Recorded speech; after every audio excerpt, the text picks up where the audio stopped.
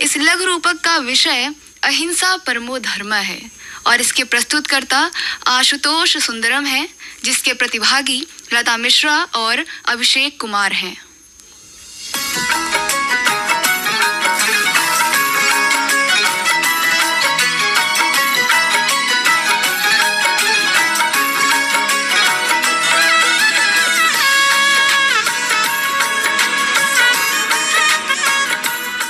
जैन धर्म के 24वें तीर्थंकर वर्धमान महावीर स्वामी, जिनको जैन धर्म का संस्थापक भी माना जाता है, अहिंसा के मूर्तिमान प्रतीक थे।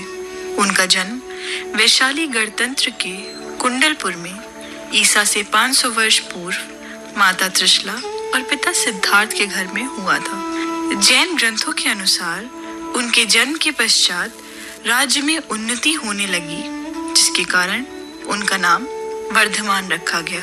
उनका जीवन त्याग व तपस्या से ओतप्रोत था और वो हिंसा, पशु बलि, जात पात और भेदभाव के बिल्कुल खिलाफ थे।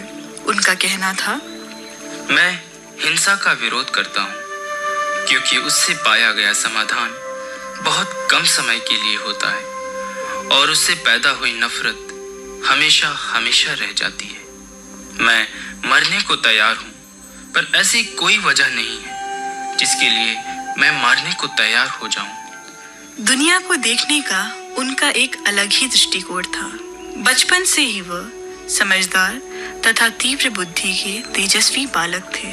वो लोगों को हमेशा अपने अंदर करुणा और विनम्रता का भाव जागृत करने के लिए प्रोत्साहित करते थे, क्योंकि उनका मानना था कि संसार के अन्य जीवों के अंदर भी वही आत्मा है जो हम मनुष्यों के अंदर है।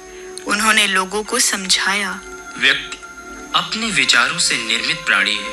वो जो सोचता है वही बन जाता है और अपने आप को खोजने का सबसे अच्छा तरीका है अपने आप को दूसरों की सेवा में खो देना।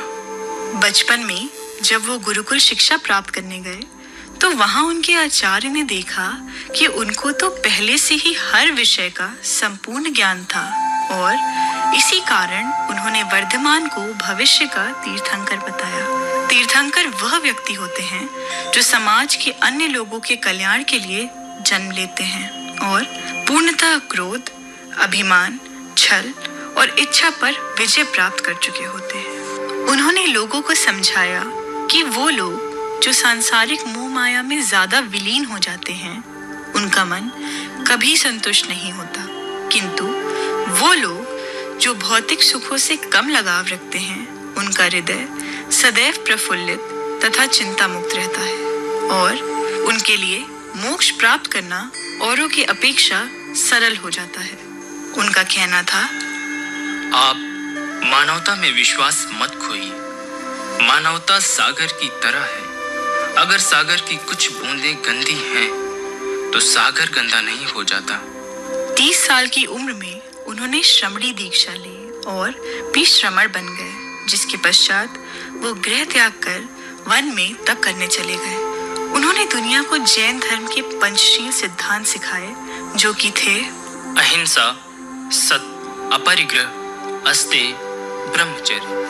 इस बारे में विस्तार से बताते हुए जैन साहित्य की मर्मज्ञ श्रीमती के राशि।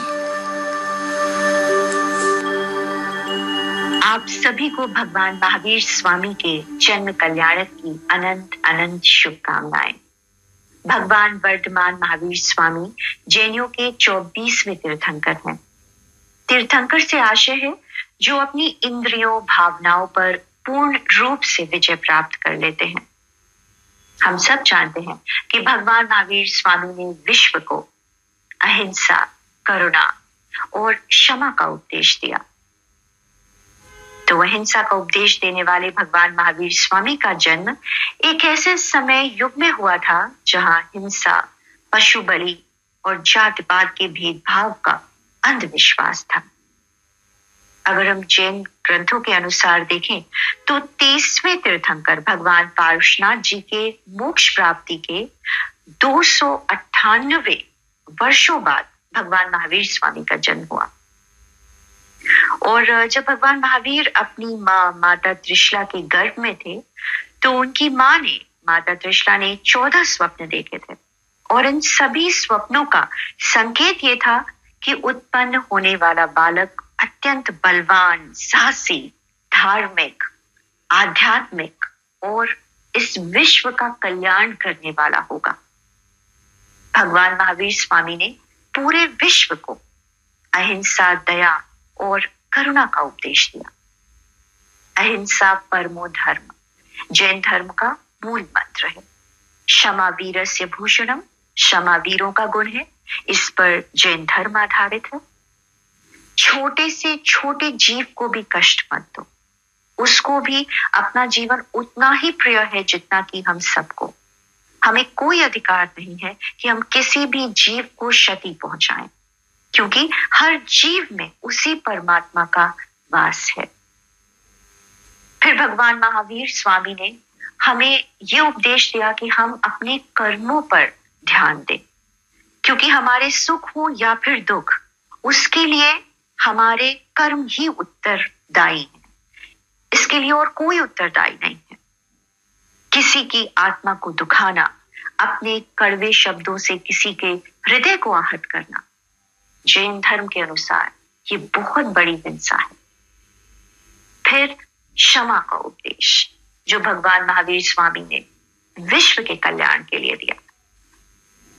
आपको बताएं, एक बार जब भगवान महावीर स्वामी तप कर रहे थे तो उन्हें एक चंड कौशिक नाम के नाग ने डस लिया था और भगवान महावीर स्वामी के शरीर से रक्त नहीं बल्कि दुग्ध निकला था। इतना वात्सल्य था भगवान महावीर में। महावीर स्वामी ने 12 वर्ष तक मौन तपस्या की और अंत में कठोर तप के बाद जंबक में रजुपालिका नदी के तट पर एक साल वृक्ष के नीचे उन्हें कैवल्य ज्ञान प्राप्त हुआ। जैन दर्शन के अनुसार कैवल्य विशुद्धतम ज्ञान को कहा जाता है। सर्वद्रव्य पर्यायेषु केवलस्य तत्वार्थ सूत्र। इसका तात्पर्य है कि ऐसी कोई वस्तु नहीं, ऐसा कोई पर्याय नहीं जिसे कैवल्य ज्ञान से संपन्न व्यक्ति नहीं जानता। इसी कारण उन्हें कैवल्यन नाम से भी जाना जाने लगा। उनका मानना था, अपने उद्देश्य में दृढ़ विश्वास रखने वाला एक सूक्ष्म शरीर इतिहास की रुख को बदल सकता है और दुर्बल व्यक्ति कभी क्षमा नहीं कर सकता, क्योंकि क्षमा करना तो बलवानों का गुण है। भगवान महावीर ने 72 वर्ष की अवस्था में पावापुरी में निर्वाण प्राप्त किया। महावीर स्वामी विश्व के उन महात्माओं में से एक हैं जिन्होंने मानवता के कल्याण के लिए राजपाट का त्याग कर तप और त्याग का मार्ग अपनाया और इसी कारण चंद्रगुप्त मौर्य और बिंबिसार जैसे बड़े बड़े राजा उनके अनुयायी बने। तो आइए महावीर जयंती के इस पावन पर्व पर हम महावीर स्वामी को याद करते हैं और उनके विचारों को आत्मसात करते हैं।